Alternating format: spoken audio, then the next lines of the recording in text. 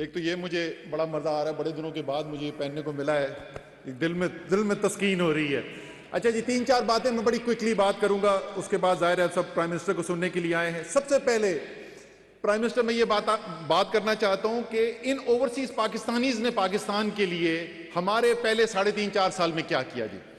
مسلم league نون اور Peoples party کی حکومت جو تھی، ان کے 10 سالوں میں ہماری جو ترسیلات آتی تھی باہر سے بیرون ملک پاکستانیوں کے پاس سے، اس میں 13.4 ارب ڈالر کا اضافہ ہوا۔ ہمارے پہلے 4 سال کے اندر 10 سال میں 13.4، پہلے 4 سال میں 14.8 ارب ڈالر کا اضافہ کر دیا ان لوگوں نے جو بیٹھے ہوئے ہیں۔ اچھا ہم کیا کر رہے ہیں وہ بھی میں اس کے اوپر کوئکلی کرتا ہوں، لیکن دوسری چیز یہ ظاہر ہے اوورسیز پاکستانی، میں بھی باہر رہا ہوا ہوں، میں نے کینیڈا میں نوکری کی ہوئی ہے، تو سب سے زیادہ جو شدید خواہش ہوتی ہے کہ پاکستان کے بارے میں کوئی اچھی بات سننے کو ملے، لوگ وہاں پر جو بات کریں وہ پاکستان کی کوئی تعریف کریں۔ میں نے چند چیزیں ذرا سا آپ کو یاد دلانے کے لیے کہ کیا بولتی رہی ہے دنیا، اس سے پہلے کیا بولتی تھی وہ آپ کو پتا ہے، ڈیلی مرر کی سٹوریاں، سرے محل کی سٹوری، کون سا لیڈر جو ہے اس کے چوری کے ہار نکل آئے، کس کے چوری کی کوئی پیلس نکل آیا، یہ خبریں لگتی تھی پاکستان کی، یا یہ خبریں لگتی تھی کہ کس طرح پاکستان کے لیڈر دوگلے ہیں، خود ہی ڈرون اٹیک کراتے ہیں اور خود ہی چپ کمرے میں کہتے ہیں کہ کر دو اور باہر آ کے کہتے ہیں نہیں کرو۔ اب کیا خبریں لگ رہی ہیں؟ میں نے صرف 3 ایریاز پہ کیے ہیں۔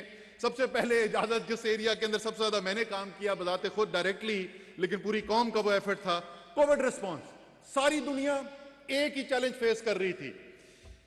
دنیا کیا کہتی ہے؟ ورلڈ اکنامک فورم اور ورلڈ ہیلتھ آرگنائزیشن دونوں کہتی ہیں کہ 5 دنیا کے بہترین ممالک جنہوں نے کرونا کا مقابلہ کیا اس کے اندر پاکستان شامل۔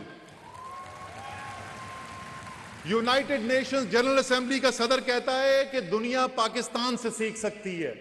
Larry Summers, former chief adviser to the U S president, کہتا ہے کہ اگر امریکہ نے کورونا کا مقابلہ ویسے کیا ہوتا جیسا پاکستان نے کیا ہے تو $10 ٹریلین امریکہ کے بچ سکتے تھے۔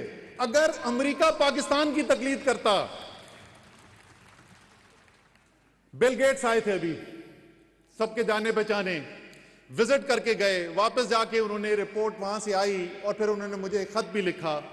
2 ادارے انہوں نے وزٹ کیے، NEOC ہیلتھ منسٹری کا ہمارا فیصل سلطان صاحب لیڈ کر رہے ہیں، اور دوسرا NCOC۔ ان کے الفاظ میں انگریزی میں بتا دیتا ہوں، ان کے الفاظ ہیں کہ دونوں اداروں کو دیکھ کر I was blown away by the quality of work which is being done۔ دنیا کے کامیاب ترین لوگ کہہ رہے ہیں کہ ہم دنگ رہ گئے پاکستان میں جیسا کام ہو رہا ہے۔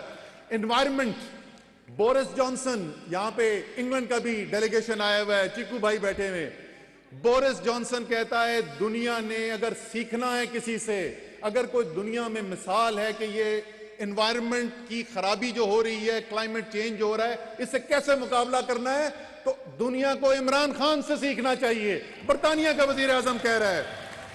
یونائٹڈ نیشنز کی انوائرمنٹل پروگرام ہمیں پاکستان کو فارسٹری کا گلوبل چیمپئن کہہ رہی ہے۔ ورلڈ اکنامک فورم کہہ رہا ہے 4 ملک دنیا میں اگر ہیں، اگر کلائمیٹ چینج میں سب سے بہتر کام کر رہے ہیں، پاکستان اس میں سے ایک ہے۔ احساس کا پروگرام، احساس کے پروگرام کو ورلڈ بینک کہتا ہے دنیا کے 3 بہترین پروگرام سوشل پروٹیکشن کے جو چل رہے ہیں، وہ اس کے اندر پاکستان کا احساس کا پروگرام ہے۔ لیکن اس میں سب میں کامن چیز کیا ہے؟ یہ 3 میں نے مختلف آپ کو مثالیں دی، یہ کامن چیز کیا ہے؟ کیونکہ یہ تمام جو فیصلے کیے گئے، چاہے وہ کورونا سے کیسے مقابلہ کرنا ہے، یا یہ احساس کا پروگرام کیسے چلانا ہے، یا یہ ماحولیات کے ساتھ کیسے ہم نے ڈیل کرنا ہے، یہ فیصلے ملک کا وزیر اعظم نہیں لے رہا، یہ فیصلے ملک کا ایک لیڈر لے رہا ہے جو اپنے اگلے الیکشن کو نہیں دیکھ رہا، آنے والی نسلوں کو دیکھ کر فیصلے کر رہا ہے۔ ہم نئے پی ایم صاحب، جب میں نے شاید آپ کو بتایا تھا، ہم سعودی عربیہ گئے جی، پہلا ہمارا وزٹ تھا سعودی عربیہ۔ میں نے وہ فون کیا روم سروس سے، میں نے چائے منگائی تو پتہ چلا نیچے کوئی شباز گل کے گرائیے ہوں گے، فیصل آبادی 2 لڑکے پہنچ گئے جی اوپر چائے لے کر۔ وہ کہتے ہیں جی ہمیں اتنی خوشی ہو رہی ہے پچھلے 2 دن سے، ورنہ جب بھی پاکستان سے کوئی آتا تھا نا جی، تو وہ سب ہمیں یہاں پہ عربی لوگ کہتے تھے کہ کچھ اور آ گئے، سر 2 دن سے سب لوگ بول رہے ہیں کہ یہ اچھے اور دیانتدار لوگ آئے ہوئے، ان کا چہرہ آپ کو دیکھنے کا قابل تھا۔ اچھا سر، تیسری چیز پہ آتے ہیں، تھوڑا سا آپ کے لیے، کیونکہ آپ ملک سے باہر رہتے ہو، مجھے پتا ہے کہ دل آپ کے ادھر ہی دھڑکتے ہیں، لیکن جسٹ ریمائنڈر، موٹی موٹی چیزیں اچیو کیا ہے۔ یہ فیصل جاوید کہہ رہے تھے کہ 30 سال کا گند ابھی صاف نہیں ہوا ہے۔ فیصل جاوید صاحب، بہت گند صاف ہو گیا ہے، اس کے اوپر بہت بڑی عمارت بن گئی ہے۔ کچھ میں آپ کو مثالیں دیتا ہوں۔ میں نے آپ کو ترسیلات کا بتایا، اب یہ ذرا سنیں ایکسپورٹس کا، یہ آپ ہی کے ملکوں کے اندر جا رہی ہے جہاں پہ آپ رہتے۔ یہ سن، جو میری بات سنتا ہے وہ سن کے حیران اور پریشان رہ جاتا ہے۔ 10 سال پاکستان پیپلز پارٹی اور پاکستان مسلم لیگ نون کی حکومت، 10 سال میں ہماری تمام ایکسپورٹس کے اندر اضافہ گوڈز اینڈ سروسز کی 6.6 ارب ڈالر، 10 سال میں 6.6 ارب ڈالر۔ صرف اس سال 2021-22، ابھی ہم کورونا سے پورے باہر نہیں نکلے ہیں، ابھی IMF کے پروگرام کے اندر ہم ہیں، 10 سال میں 6.6 ارب ڈالر، اور صرف اس سال میں ہماری برآمدات میں اضافہ 7.5 ارب ڈالر ہونے جا رہا ہے۔ 10 سال ایک طرف اور عمران خان کا 1 سال ایک طرف۔ ہماری بہت سارے آپ لوگ جو ہیں، آپ بھی علاقے، آپ کے گاؤں ہوں گے دیہی علاقوں کے اندر، 5 بڑی فصلیں ہوتی ہیں پاکستان کی۔ پچھلے 2 سال کے اندر 5 میں سے 4 فصلوں کی، پاکستان کی تاریخ کی سب سے بڑی فصلیں، گندم، چاول، گنا، مکئی، چاروں کی ریکارڈ فصلیں ہوئی ہیں پچھلے 2 سال کے اندر۔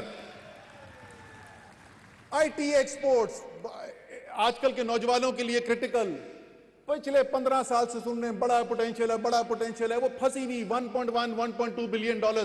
پچھلے سال 47% اضافہ ایکسپورٹس کے اندر IT کی، اس سال اس کے اوپر مزید 33% اضافہ۔ نیا پاکستان بنتا ہوا نظر آ رہا ہے۔ آخر میں جو میں بات کرنا چاہتا ہوں جی، کل میں نے آپ کے ساتھ میں نے آپ کو تفصیل میں سمجھایا تھا کہ پاکستان کس دورائے پہ کھڑا ہوا ہے اور کیوں پاکستان کو عمران خان کی ضرورت ہے، بڑی میں نے آپ کو تفصیل سے بتایا تھا۔ مختصر میں دوبارہ دہرانا چاہتا ہوں، میں تفصیل کے اندر نہیں جاؤں گا۔ ہم مشکل ملک کے اندر رہتے ہیں، بے تحاشا چیلنجز ہیں، خطرناک خطے میں رہتے ہیں، ہمارے دشمنوں کی کوئی کمی نہیں ہے، ہم سے 6 گنا بڑا دشمن جو ہے وہ ہمارے دروازے کے اوپر بیٹھا ہوا ہے۔ اس ملک کے اندر اگر آپ نے کامیاب ہونا ہے، ان چیلنجز سے مقابلہ کرنا ہے، تو اس کی بنیادی شرط یہ ہے کہ قوم متحد ہو۔ پورے پاکستان میں گوادر سے لے کے خنجرات تک، آپ چارسدے سے چلے جائیں کراچی تک، ایک لیڈر ہے جو پاکستان کو سیاسی طور پر اکٹھا کرتا ہے، جس کے نام کے اوپر ہر پاکستانی لبیک کہتا ہے، وہ عمران خان ہے۔ باقی سارے کے سارے ریجنل لیڈر ہیں، کوئی قومی لیڈر نہیں ہے۔ دوسری چیز جیسے میں نے کل بتایا تھا، میں نے سوچنا شروع کیا کہ یہ کتنے سالوں کے بعد ہوا ہے، اور میں آخر اس نتیجے پہ پہنچا کہ قائد اعظم اور لیاقت علی خان کے بعد یہ پہلی دفعہ ہوا ہے 70 سال میں پاکستان کی تاریخ میں کہ ایک ایسا نیشنل لیڈر آیا ہے جو ریاست کے تمام ستونوں کو یکجا کرنے میں کامیاب ہو گیا ہے۔ فوج بھی چیلنجز کے اندر مدد کر رہی ہے، سپریم کورٹ بھی ساتھ کام کر رہا ہے۔ کیونکہ یہ اپنی ذات کے لیے نہیں کر رہا، کیونکہ عمران خان کی کوئی چوری نہیں ہے جس کو اس نے چھپانا ہے، اس لیے انہوں نے اداروں کو کمزور نہیں کرنا، اداروں کو مضبوط کرنا ہے۔ تو آج کے جو حالات ہیں اس کے اندر ہر شخص کو ملک کی ضرورت ہوتی ہے، کوئی پیدا ہوتا ہے جس کی ملک کو ضرورت ہے، اور آج پاکستان کو عمران خان کی ضرورت ہے۔ میں آخر میں وزیر اعظم صاحب ذاتی ایک بات کرنا چاہتا ہوں۔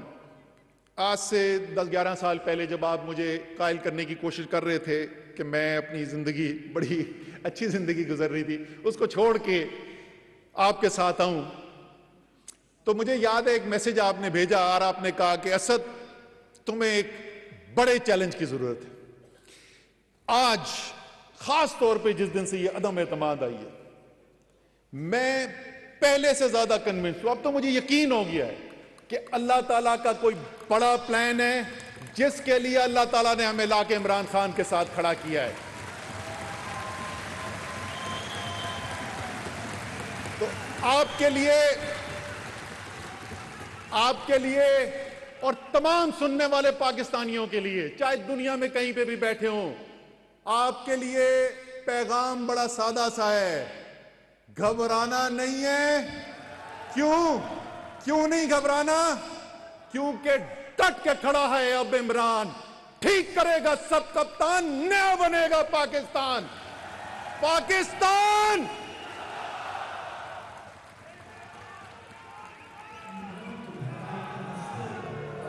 کی رضا بھی ساتھ ہو تو پھر پرواہ نہیں، رکنا نہیں، جھکنا نہیں، گھبرانا نہیں۔